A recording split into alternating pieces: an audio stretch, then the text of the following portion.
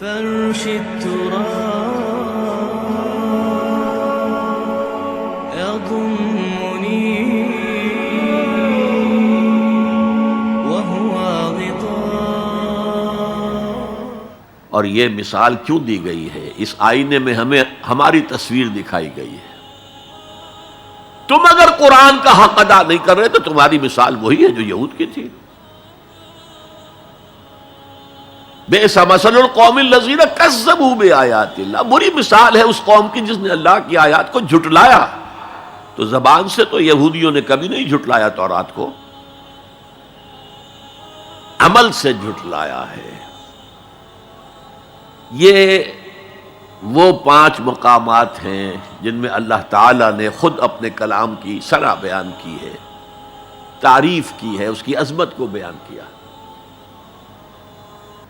اب میں آپ کے سامنے ایک حدیث رکھنا چاہتا ہوں. حضور نے کیا فرمایا؟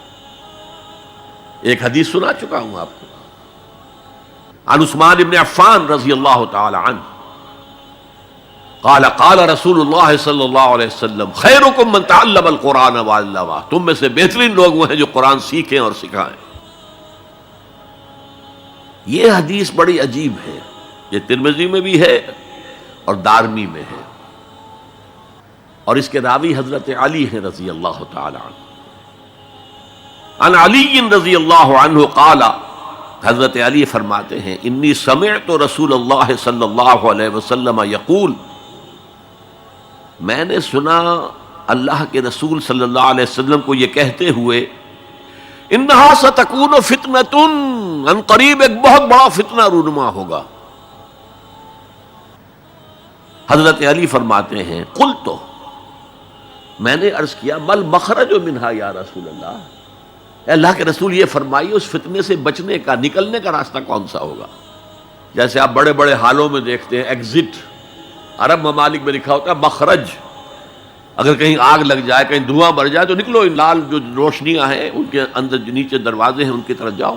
یہ مخرج ہے جان بچانے کے لیے.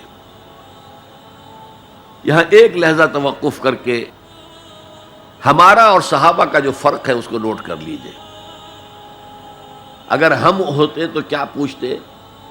حضور یہ فتنہ کب آئے گا؟ کدھر سے آئے گا؟ کیوں آئے گا؟ کیا ہوگا؟ یہ سارے سوالات کرتے نا، جن کا عمل سے کوئی تعلق نہیں، معلومات ہیں. حضرت علی نے کچھ نہیں پوچھا، بس آپ نے فرما دیا کہ بہت بڑا فتنہ ہوگا، تو بس ہمیں یہ بتائیے کہ اس سے نکلنے کا راستہ کیا ہے. اب سنیے حضور کی زبان سے قرآن مجید کی مدح. قال کتاب اللہ، فتنوں سے بچانے والی اللہ کی کتاب ہے. فیہ نبأ ما قبلکم، اس میں تم سے پہلے جو تھے ان کی بھی خبریں ہیں. قوم نوح اور قوم عاد اور قوم سمود اور قوم مدین اور آل فرعون اور سدوم اور عمورہ کی بستیوں کے حالات ہیں کہ نہیں؟ وَخَبَرُ مَا بَعْدَكُمْ، اس میں تمہارے بعد جو آنے والے حالات ہیں وہ بھی درج ہیں. ذرا کھدائی کر کے نکالنا پڑتا ہے ورنہ حالات موجود ہیں. ایک اوپر کی چیز ہے، سامنے کی چیز ہے، ایک ذرا اندر سے کھدائی کر کے. لیکن یہ کہ حضور فرما رہے ہیں خبر و ما بعدکم وحکم ما بینکم، اور جو بھی اختلافات تمہارے درمیان ہوں گے ان کا فیصلہ بھی اس کتاب میں موجود ہے. کاش کہ ہم اپنے مذہبی اختلافات کو رفع کرنے کے لیے قرآن کی طرف رجوع کریں جو حبل اللہ ہے. واعتصموا بحبل اللہ جميعا ولا تفرقوا. تو فرمایا کتاب اللہ فیہ نبأ ما قبلکم وخبر ما بعدکم وحکم ما بینکم. هو الفصل لیس بالحزل، وہ فیصلہ کن کلام ہے، ایسے ہی یابہ گوئی نہیں ہے. یہ قرآن کی آیات ہے. انہ لقول فصل وما هو بالحزل، سورہ طارق کے اندر آیا، طارق میں. هو الفصل لیس بالحزل من ترکہ من جبار قسمہ اللہ.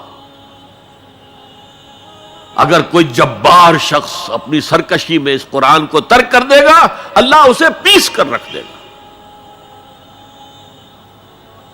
وَمَنِ ابْتَغَى الْهُدَى فِي غَيْرِهِ أَضَلَّهُ اللَّهُ، اور جو کوئی ہدایت حاصل کرنا چاہے گا قرآن کے سوا کسی اور چیز سے اللہ اسے لازماً گمراہ کرے گا.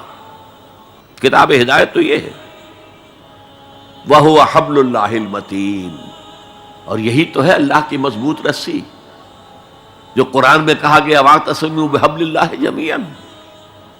میں نے ایک موقع پر اس آیت کا استہزاء کرتے ہوئے سنا تھا پاکستان کے شہر لاہور میں، جب 1973 یا 74 میں عالم اسلام کی سمٹ کانفرنس ہوئی تھی لاہور میں، تو یہ آیت وَاعْتَصِمُوا بِحَبْلِ اللَّهِ ہر ٹیکسی کے اوپر، ہر رکشہ کے پیچھے لکھی ہوئی ہوتی تھی اور وہ اس کے بینر لگے ہوئے تھے. تو میری کوئی کتاب ایک پریس میں تھی، میں اس کے لیے جلدی کے لیے کہنے کے لیے کہ جلدی شائع کرو وہاں گیا، تو وہاں ایک صاحب تھے آزاد کشمیر کے محکمہ اطلاعات کے بہت بڑے افسر، اور وہ کہہ رہے تھے کیا محمل کلام ہے، کہاں ہے وہ رسی، کس کو پکڑے.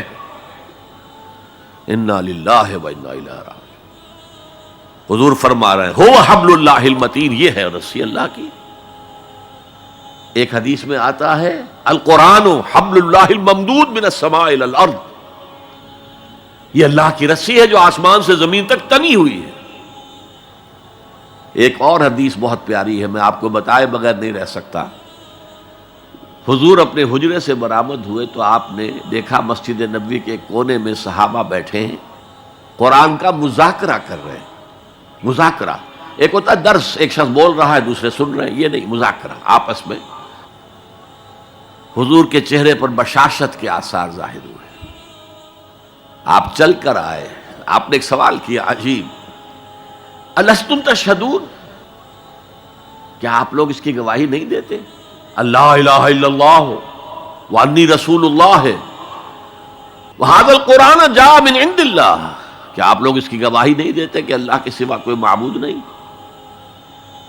اور میں اللہ کا رسول ہوں اور یہ قرآن اللہ کے پاس سے آیا ہے؟ جواب کیا تھا؟ بلا یا رسول اللہ، بلا یا رسول اللہ، بلا یا رسول اللہ. اللہ کے رسول کیوں نہیں، ہم گواہی دیتے ہیں.